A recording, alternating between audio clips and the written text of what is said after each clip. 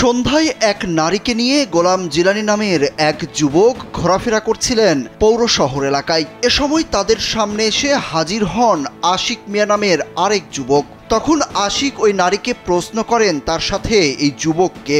ওই সময় গোলাম জিলানী দাবি করেন তিনি তার স্ত্রী। এরপরেই শুরু হয় লঙ্কাকাণ্ড। মুহূর্তেই আশিকও দাবি করেন ওই নারী তার স্ত্রী। এরপর ওই নারীকে নিয়ে রাস্তায় দুই যুবকের শুরু হয় টানা হেঁচড়া। এলাকার বিপুল সংখ্যক মানুষ জড়ো হয়ে যায় ঘটনাস্থলে।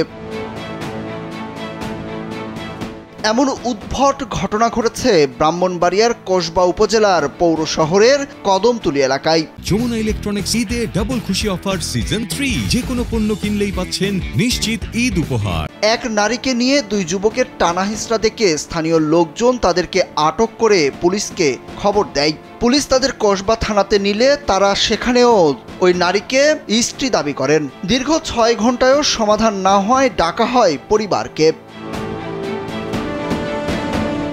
খবর পেয়ে গোলাম জিলানীর স্ত্রী ও পরিবারের লোকজন আসলে ওই নারীকে স্ত্রীর পরিচয় হিসাবে প্রমাণ করতে পারেনি জিলানী। আশিক তার স্ত্রী হিসাবে প্রমাণ করতে পারলেও ওই নারী জানান তিনি তাকে ডিভোর্স দিয়েছেন। পরে পুলিশ উপায় না পেয়ে শনিবার ওই নারী ও গোলাম জিলানীকে গ্রেপ্তার দেখিয়ে ব্রাহ্মণবাড়িয়া জুডিশিয়াল ম্যাজিস্ট্রেট আদালতে পাঠিয়েছেন। আদালত তাদেরকে জেল হাজতে প্রেরণ করেন। কসবা থানার ভারপ্রাপ্ত কর্মকর্তা মোহাম্মদ আব্দুল কাদের জানান, গোলাম জিলানী ও আশিক মিয়া ওই নারীকে স্ত্রী দাবি করে রাস্তায় টানা হেঁচড়া করছিল। পরে তাদের থানায় নিয়ে আসা হয়। বিষয়টি সমাধান না হওয়ায় তাদেরকে আদালতে পাঠানোর সিদ্ধান্ত নেয় পুলিশ। গোলাম জিলানী দাবি করতেছেন যে রোকসানার সে বিয়ে করেছে, কিন্তু আসলে এটার কোনো সত্যতা পাওয়া যায় না।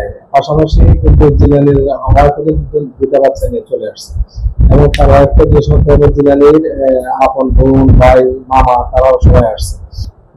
জিনিসটা একেবারে পাবলিক নিউসেন্স, মানে জনবিরক্তকর একটা কার্য। এর জন্য আমরা তাদেরকে অলরেডি থেকে তাদের বিরুদ্ধে প্রতিবেদন দেওয়া হয়েছে, তাদেরকে স্থানীয়রা জানান, এক নারীকে দুইজন স্ত্রী বলে দাবি করেছেন এমন ঘটনা তারা জীবনে শোনেননি।